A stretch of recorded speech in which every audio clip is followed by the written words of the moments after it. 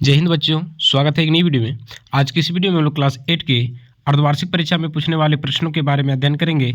ये प्रश्न काफ़ी इंपॉर्टेंट है। कल के एग्जाम में यहाँ से कई प्रश्न आप लोग को डायरेक्ट एग्जाम में देखने को मिलेगा। तो बच्चों इस वीडियो के अंत तक बने रहें और अभी तक हमारे चैनल में आप नए हैं तो सबसे पहले चैनल को सब्सक्राइब करें और बेल आइकन को प्रेस करें ताकि जब भी मैं वीडियो अपलोड करूँ तो सबसे पहले नोटिफिकेशन आप तक पहुँचे। तो बच्चों आइए हम लोग उन प्रश्नों को देखेंगे जो कल के एग्जाम के लिए काफ़ी इंपॉर्टेंट है। तो देखिए सबसे पहले कुछ निर्देश दिया हुआ है बच्चों, उन निर्देशों को हम लोग पढ़ेंगे।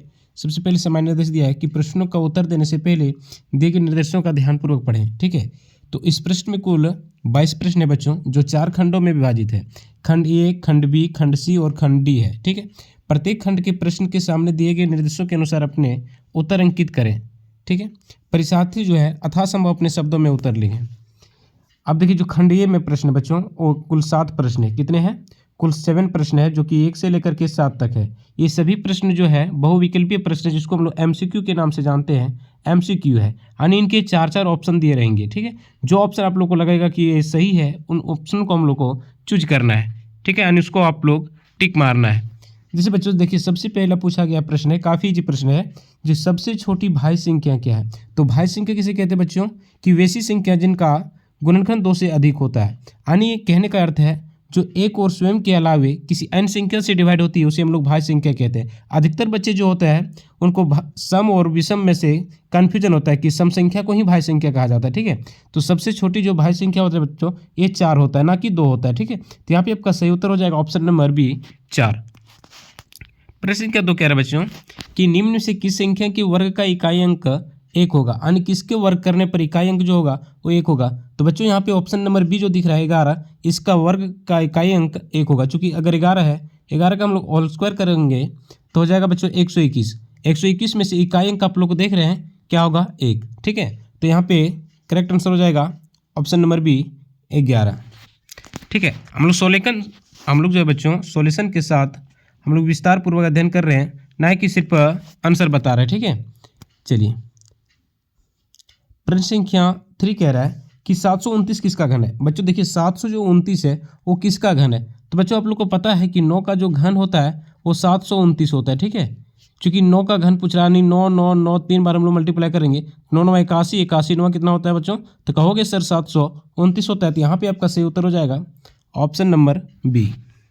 नेक्स्ट है बच्चों, कह रहा है कि 7.25 इंटू 10⁻³ का एक सामान्य रूप क्या होगा। देखिए 7.25 इंटू 10⁻³ मतलब कहने का अर्थ है 10 में 3 जीरो। ठीक है, एक देखिए 3 जीरो, इसको पॉइंट करके हम लोग उड़ाएंगे तो यहाँ पे 100 देंगे, ये 2 जो कट जाएगा यानी कि 725 और यहाँ पे एक जीरो बचा यानी कि 7250। तो देखिए बच्चों कि 7250 कहाँ पे है? तो ऑप्शन नंबर बी में दिख रहा है ना 7250। चलिए ठीक है, चलिए 5वां प्रश्न बच्चों आपके पास में कि कौन सी संख्या 3 से विभाज्य है। देखिए 3 से विभाज्य का नियम क्या है कि इनके अंकों का योग जोड़ने पर 3 से विभाज्य होनी चाहिए। तो यहाँ पे 120 जो दिख रहा है बच्चों ये 3 से स्पष्ट विभाज्य हो रहा है। ठीक है, तो यहाँ पे सही उत्तर हो जाएगा ऑप्शन नंबर ए। 7xy का बीजीय व्यंजक है, यानी 7xy बीजीय व्यंजक है कौन सा है? देखिए जो बीजीय व्यंजक है, ठीक है, तो पद के अनुसार जो होता है इसको बांटा गया एक पदी, द्विपदी, त्रिपदी। ठीक है, तो 7xy जो है वो एक पदी है बच्चों, चूंकि इसमें सिर्फ एक ही पद है। ठीक है, तो यहाँ पे करेक्ट आंसर हो जाएगा ऑप्शन नंबर ए। प्रश्न संख्या 7 कह रहा है 7a² और -3a युग्मों का गुणनफल क्या होगा। देखिए बच्चों पूछ रहा है कि 7a² इंटू -3a का गुणनफल क्या होगा। ठीक है, तो 7 क्या हो जाएगा बच्चों? 21। अब यहाँ ये स्क्वायर है और ये है तो क्या हो जाएगा? a³। अब ध्यान दीजिएगा आंसर नहीं हो गया, यहाँ पे प्लस छिपा रहता है, प्लस इंटू माइनस क्या होता है? तो माइनस। ठीक है, तो हो जाएगा -21 a³। अब -21 a³ कहाँ पे है बच्चों? तो ऑप्शन नंबर सी में दिया हुआ है -21 a³। ठीक है, अब हम लोग खंड बी के प्रश्नों को देखते हैं, जिसमें कुल 6 प्रश्न है बच्चों, और 6 प्रश्न जो है वो 2-2 अंक का है। यहाँ से आपको 12 अंक मिलेगा। ठीक है, देखिए कह रहा है कि 2 ऋणात्मक संख्या का गुणनफल क्या होता है। तो बच्चों आप लोग को पता है कि 2 ऋणात्मक संख्या का जो गुणनफल है वो धनात्मक हो जाता है। क्या होता है? धनात्मक हो जाता है। आप बोलेंगे सर कैसे होता है? इस एग्जाम्पल के थ्रू हम लोग समझने का प्रयास करेंगे। जैसे मान के चलिए -2 है, एक ऋणात्मक संख्या, दूसरी हम लोग ले लेंगे -3। जब -2 को -3 से मल्टीप्लाई करेंगे तो यहाँ पे 6 हो जाएगा और माइनस इंटू माइनस क्या हो जाएगा तो प्लस। ठीक है, तो ऋणात्मक को जब ऋणात्मक से हम लोग गुना करते हैं तो क्या हो जाता है धनात्मक होता है। ठीक है, तो यहाँ पे आपका सही उत्तर हो जाएगा धनात्मक। चलिए प्रश्न संख्या अगला देखते हैं बच्चों। कह रहे विषम संख्या का वर्ग, विषम संख्या का वर्ग हमेशा क्या होता है। देखिए विषम संख्या जो वर्ग मान के चलिए ये 3 है तो 3 का वर्ग क्या होगा बच्चों तो 9। मान के चलिए 5 का वर्ग लेंगे तो क्या होगा 25। तो विषम संख्या का वर्ग हमेशा क्या होता है तो विषम ही होता है। ठीक है, याद रखोगे विषम ही होता है। नेक्स्ट है बच्चों 2 दी पावर 0 का मान क्या होगा। देखिए आप लोग एक फार्मूला पढ़े होंगे कि a दी पावर 0 का वैल्यू कितना होता है तो 1 होता है बच्चों। ठीक है, चाहे आप 99 दी पावर 0 पूछ दिया जाए, चाहे 999 दी पावर 0 पूछ दिया जाए, इसका वैल्यू कितना होगा तो कहोगे सर 1 ही होता है। तो 2 दी पावर 0 का वैल्यू कितना हो जाएगा तो 1 ही होगा। ठीक है, चलिए प्रश्न अगला है बच्चों। कह रहा है यदि a बराबर -1 और b बराबर 2 है तो ये प्लस b का मान क्या होगा। काफ़ी ईजी है। तो a और b का वैल्यू दिया हुआ है तो a बराबर कितना है तो -1 है और b का वैल्यू कितना है बच्चों तो 2 है। तो इसको ऐड करना है तो -1 में जब 2 ऐड करेंगे तो कितना हो जाएगा। देखिए 1 रुपया। ठीक है, -1 + 2 तो क्या हो जाएगा यहाँ पे तो 1 प्लस में हो जाएगा। ठीक है, और 1 रुपया हमारे पास कर्जा था, हमने उसको जमा कितना दिया 2, तो 1 रुपया हमें रिटर्न करेगा। ठीक है, तो यहाँ पे क्या हो जाएगा +1। 3xy का संख्यात्मक गुना क्या है। देखिए 3xy का संख्यात्मक गुना, संख्यात्मक गुना का मतलब होता है बच्चों जो चर के पहले जो संख्या से गुना हुआ रहता है। ठीक है, अब देखिए xy के पहले कितना है तो 3 है बच्चों, तो यहाँ पे इसका सही उत्तर हो जाएगा 3। चलिए नेक्स्ट है बच्चों कि 3x + 2 = 17 में x का मान क्या होगा।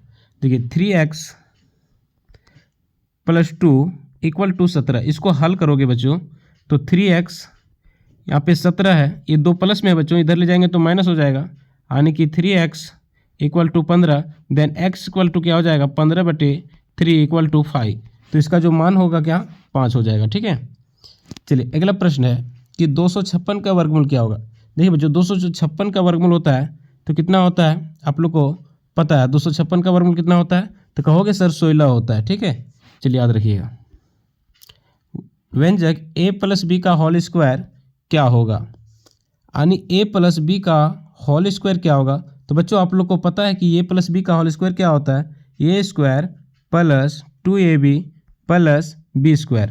ठीक है, अगर यही आपसे पूछ दिया जाए कि a - b का होल स्क्वायर क्या होता है तब भी आप सब याद रखोगे a² - 2ab + b²। अगर आपसे पूछा जाए कि a + b × a - b का विस्तार क्या होता है तो याद रखोगे a² - b²। ये तीनों फार्मूला आप सब याद रखिएगा, प्रत्येक एग्जाम में यहाँ से पूछा जाता है। ठीक है, प्रश्न संख्या 13 देख रहे हैं बच्चों। प्रश्न संख्या 13 में कह रहा है कि सबसे छोटी पूर्ण संख्या 1 होती है, आपको सत्य या असत्य बताना है। ठीक है, तो सबसे छोटी जो पूर्ण संख्या होती है 1 होती है, बिल्कुल नहीं होती है। ठीक है, तो यहाँ पे ये क्या हो जाएगा असत्य है।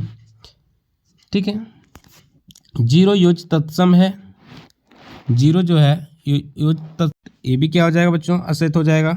अगला सबसे छोटी प्राकृतिक संख्या 1 होती है, सबसे छोटी प्राकृतिक संख्या 1 होती है, बिल्कुल 1 होती है। 6 के घन का इकाई अंक 8 होगा, 6 के घन का इकाई अंक 8। देखिए 6 × 6 × 6 तो 6 × 6 = 36, 36 को जब 6 से गुना करोगे तो इकाई अंक कितना होगा बच्चों 6 ही होगा। ठीक है, तो यहाँ पे कह रहा है 8 होगा, बिल्कुल असत्य, यानी ये गलत कह रहा है। चलिए प्रश्न संख्या 15, प्रश्न संख्या 15 है बच्चों कि 3/4 के समतुल्य 3 परिमेय संख्या लिखना है। प्रश्न है बच्चों कि 3/4 के समतुल्य 3 परिमेय संख्या लिखना है। तो एक बार सबको जो है 2/2 से गुना कर दीजिए। ठीक है, तो यहाँ हो जाएगा 3 दूना 6/8। एक बार 3/4 को 3/3 से गुना कर दीजिए तो हो जाएगा 3 तिया 9/12। फिर 3/4 ही इसको एक बार 4/4 से गुना कर दीजिए तो 4 तिया 12/16। अब इसको अगर काटोगे बाबू तो इसका जो आंसर होगा 3/4 होगा। अब देखते हैं कैसे होता है। इसको काटोगे तो किससे कट जाएगा तो कहोगे सर 2 से कटेगा, तो 2 तिया 6 2 चौके 8। देखिए 3/4 इससे भी आ रहा है। इसको जब काटोगे 3 तिया 9 3 चौके 12, इसे भी 3/4 आ रहा है। इसको जब काटोगे तो 4 तिया 12 और 4 चौके 16, 3/4 के ही समतुल्य आ रहा है ना। तो इसका जो आंसर हो जाएगा क्या क्या हो जाएगा, 6/8, 9/12, ठीक है, और 12/16, ठीक है। चलिए अगला प्रश्न कह रहा 1024 का वर्गमूल क्या होगा। तो बच्चों 1024 का वर्गमूल निकालना है आप लोग का। तो 1024 का वर्गमूल कितना होता है, तो कहोगे सर 32 होता है, ठीक है। 1024 का वर्गमूल कितना होता है, तो 32 होता है, ठीक है। इसको वर्गमूल जो है हम लोग दो तरीके से निकालते हैं, एक तो गुणनखंड विधि से निकालते हैं, अभाज्य गुणनखंड विधि जो है, दूसरा है भाग विधि द्वारा हम लोग निकालते हैं, ठीक है। अब देखिए 1024 को हम लोग कैसे निकालते हैं अभाज्य गुणनखंड विधि द्वारा।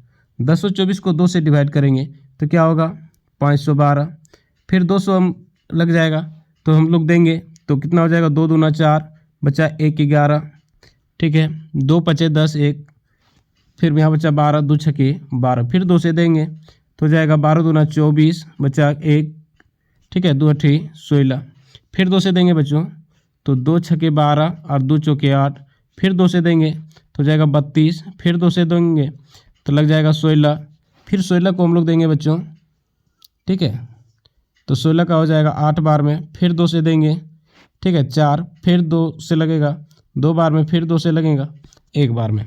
इसमें हम लोग क्या करते हैं, 2 का जोड़ा लगाते हैं, ठीक है। तो 2, चलिए यहाँ पे थोड़ा लिख के समझा देते हैं। तो 2 × कितना है, 1 2 3 4 5 6 7 8 9 10, ठीक है, 2 3 4 5 6 7 8 9 10, इसमें 2 का जोड़ा लगाएंगे, ठीक है, यानी 2 को 2 मिलेगा तो हम लोग 1 लिखेंगे, ठीक है। तो यहाँ टोटल 5 को हो जाएगा, तो 2 × 2 × 2 × 2 कितना हुआ, 2 2 4 और 1 5, तो इसको गुना करो, 2 दूना 4, 4 दूना 8, 8 दूना 16, 16 दूना 32, तो क्या हो जाएगा बच्चों 32। दूसरा जो मेथड है आपके पास में, देखिए इसको 1024, ठीक है, 1024 को हम लोग करेंगे ऐसे करेंगे, 2 का जोड़ा लगेंगे। अब 10 देखिए किसके वर्ग में होगा, तो 3 तिया कहोगे सर 9 हो जाएगा, 10 में 9 जाएगा तो कितना होगा 1। अब ये जो दोनों जो है इस साथ में उतरेगा तो हो जाएगा 24, यहाँ जितना है 3 बच्चों इसको और 3 जोड़ दीजिए, 3 और 3 कितना हो जाएगा 6, ठीक है। अब यहाँ ध्यान देना कि कौन सी संख्या यहाँ देंगे, ठीक है, उसी संख्या से यहाँ पे मल्टीप्लाई भी करना है, ठीक है। तो 2 दूना क्या हो जाएगा 4, 6 दूना क्या हो जाएगा 12, यानी 2 यहाँ पे दिए, ठीक है, तो यही संख्या हम लोग यहाँ पुट करेंगे, ठीक है। तो 6 दूना कितना हो जाएगा 12 और 2 दूना 4, यानी कि 124, तो इसका क्या हो जाएगा वर्गमूल, तो 32। नेक्स्ट है बच्चों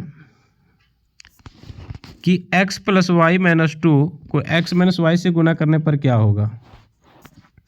देखिएगा थोड़ा, x + y - 2 को गुना करेंगे हम लोग x - y से, ठीक है।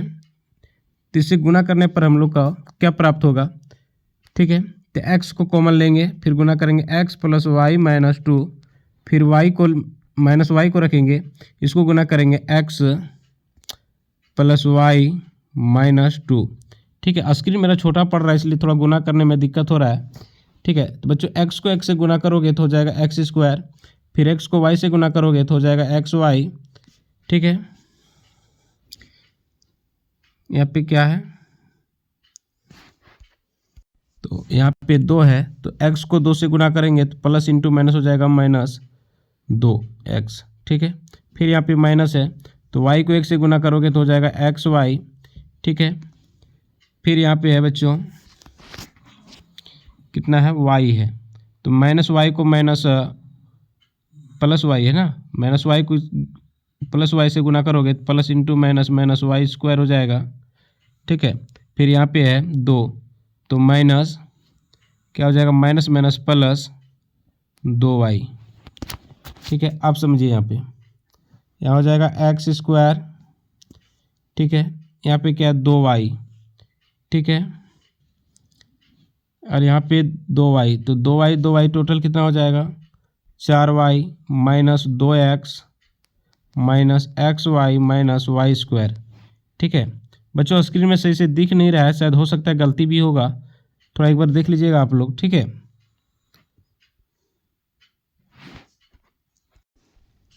तो ठीक है बच्चों, आप लोग 17 नंबर जो प्रश्न है, ठीक है, इसको थोड़ा देख लीजिएगा, चूँकि यहाँ पे स्क्रीन में सही से हम लिख नहीं पा रहे हैं, इसलिए कैलकुलेशन में थोड़ा मिस्टेक हो रहा है।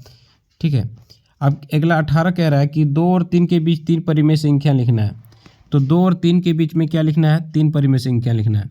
तो एक फार्मूला होता है बच्चों कि लगातार ए और बी के बीच में अगर n परिमेय संख्या निकालना हो तो इसका सूत्र होता है A into N plus one by N plus one, फिर होता है B into N plus one by N plus one. ठीक है, तो यहाँ पर लोग निकालेंगे 2 और 3 के बीच में, तो यहाँ a बराबर 2 हो जाएगा और b बराबर कितना हो जाएगा? तो b बराबर 3 हो जाएगा। n बराबर कितना हो जाएगा बच्चों? तो 3 हो जाएगा। ठीक है, चलिए, तो यहाँ पे हो जाएगा 2 इंटू एन प्लस 1। ठीक है, तो कितना पूछा है? तो 3 प्लस 1 हो जाएगा, यानी कि 4 बटे यहाँ पे 4 हो जाएगा। फिर यहाँ पे 3 है, तो यहाँ पे क्या हो जाएगा? n प्लस 1, यानी कि 3 प्लस 1 4 बटे 4। तो 4 दूना 8, 8 बटे 4, फिर यहाँ हो जाएगा 4 तिया 12 बटे 4। अब हम इसके बीच की जो संख्या होगी उसको हम लोग लिखेंगे। तो क्या हो जाएगा बच्चों? 9 बटे 4, 10 बटे 4 और 11 बटे 4। ये 3 परिमेय संख्या हम लोग को निकल गया। ठीक है, तो 2 और 3 के बीच 3 परिमेय संख्या क्या है? तो 9 बटे 4, 10 बटे 4 और 11 बटे 4। वैसे और भी हो सकता है। ठीक है, किसी भी दो संख्याओं के बीच में अपरिमित रूप से जो है अनेक परिमेय संख्या होती है। ठीक है, चलिए नेक्स्ट है बच्चों, कह रहे 1331 का घनमूल क्या होगा? देखिए 1331 का घनमूल क्या होगा? तो 1331 जो होता है इसका घनमूल हम लोग निकालते हैं 1331। ठीक है, इसको 11 से दीजिए तो 121 बार में जाएगा, फिर 11 से दीजिए तो 11 बार में जाएगा, फिर 11 से दीजिए तो 1 बार में हो जाएगा। तो 11 इंटू 11 इंटू 11। बच्चों वर्गमूल में हम लोग क्या करते थे? 2-2 का जोड़ा लगाते थे। घनमूल में क्या करेंगे? 3-3 का जोड़ा लगाएंगे। अगर 3 को 11 मिल रहा है तो हम लोग 1 लिखेंगे। ठीक है, तो 11 11 11 यानी कि हो गया 11। तो 1331 का जो घनमूल हो जाएगा बच्चों, ये क्या हो जाएगा? तो कहोगे सर 11 होगा। ठीक है, नेक्स्ट है बच्चों 3a square B Q minus 27a 4b का गुणनखंड क्या होगा? ठीक है, अब यहाँ देखिए ये दोनों में से कॉमन किया जाएगा। तो बच्चों यहाँ पे कहोगे सर 3 कॉमन चल जाएगा, ये 4 है तो यहाँ a स्क्वायर भी कॉमन चल जाएगा और b भी कॉमन चल जाएगा। तो यहाँ क्या बचा? तो यहाँ बचा सिर्फ b माइनस 3 नवा कितना हो जाएगा बच्चों? तो 27। तो ये a स्क्वायर यानी ये 4 था, हमने कॉमन कितना लिया है? a स्क्वायर लिया है, तो यहाँ पे हो जाएगा a स्क्वायर। ठीक है, b यहाँ 1 है तो b, ठीक है तो b तो कॉमन ले लिया, सॉरी यहाँ पे b क्यू था तो हमने b कॉमन लिया, यहाँ पे b स्क्वायर बचेगा। ठीक है, तो ये इसका आंसर गुणनखंड हो जाएगा बच्चों, याद रखिएगा 3a स्क्वायर b। ठीक है, b square minus 9a square. अगला प्रश्न देखिए, कह रहे 3 संख्या 2:3:4 में है, यदि तीनों संख्या के घनों का योग जो है कितना है? तो 99,000 है। तो वे संख्या क्या है? देखिए बच्चों मान लेंगे पहली संख्या जो है वो 2x है, दूसरी क्या है? वो 3x है, और तीसरी जो है बच्चों इसको हम लोग c मानेंगे, ये 4x है। आप पूछ रहे हैं इनके घनों का योग, तो घनों का योग क्या हो जाएगा? 2x का यहाँ लिखोगे अकॉर्डिंग टू क्वेश्चन, प्रश्न अनुसार 2x cube plus 3x cube plus 4x cube equal to 99,000। कितना हो जाएगा बच्चों? 99,000। तो यहाँ क्या हो जाएगा? 8x क्यूब, फिर यहाँ कितना हो जाएगा बच्चों? तो कहोगे सर 3 तिया 9 9 तिया 27x क्यूब, फिर यहाँ पे क्या हो जाएगा? 4 चौके 16 16 चौके 64x क्यूब बराबर 99,000। ठीक है, अब इसको हम लोग सॉल्व करते हैं। ठीक है, तो यहाँ पे हो जाएगा 99x क्यूब इक्वल टू 99,000। क्या हो जाएगा बच्चों? 99,000। ठीक है, तो इसलिए x क्यूब बराबर हो जाएगा 99,000 बटे 99। ये कट जाएगा यानी x क्यूब बराबर हो जाएगा 1,000। ठीक है, इसलिए x निकालना है बच्चों, तो हो जाएगा 1,000 का वर्गमूल, सॉरी घनमूल। तो घनमूल क्या हो जाएगा? तो यहाँ हो जाएगा 10। ठीक है, यानी x का मान कितना आ गया बच्चों? तो x का मान 10 आ गया। कितना आ गया? x बराबर 10। तो हमें a बराबर निकालना है, तो a बराबर क्या है? तो a बराबर 2x है, 2x तो लिखोगे 2 इंटू 10 कितना हो जाएगा बच्चों? तो 20। ठीक उसी प्रकार b बराबर कितना माने थे? 3x, तो 3 इंटू 10 बराबर कितना हो जाएगा? 30। ठीक इसी प्रकार c हम लोग माने थे 4x, तो 4 इंटू 10 बराबर कितना हो जाएगा? तो 40। ठीक है। यानी संख्या क्या है, तो संख्या 20, 30 और 40 है। ठीक है। 2 का वर्गमूल दशमलव के 3 स्थान तक ज्ञात करें। 2 का वर्गमूल दशमलव के 3 स्थान तक ज्ञात करें। स्क्रीन छोटा होने के कारण इसको थोड़ा सोल्व करने में प्रॉब्लम होगा बच्चों। ठीक है, चूँकि मोबाइल में लिखना है, हमारे पास उतनी संसाधन है नहीं। ठीक है, तो ये कुल 22 प्रश्न था, जो कि एग्जाम के लिए काफ़ी इंपॉर्टेंट है। कल यहाँ से कई क्वेश्चन आप लोग को डायरेक्ट एग्जाम में देखने को मिलेगा। अगर वीडियो अच्छा लगा होगा तो अपने दोस्तों तक शेयर जरूर करें और इस प्रकार के और भी वीडियो पाने के लिए हमारे चैनल को सब्सक्राइब जरूर करें।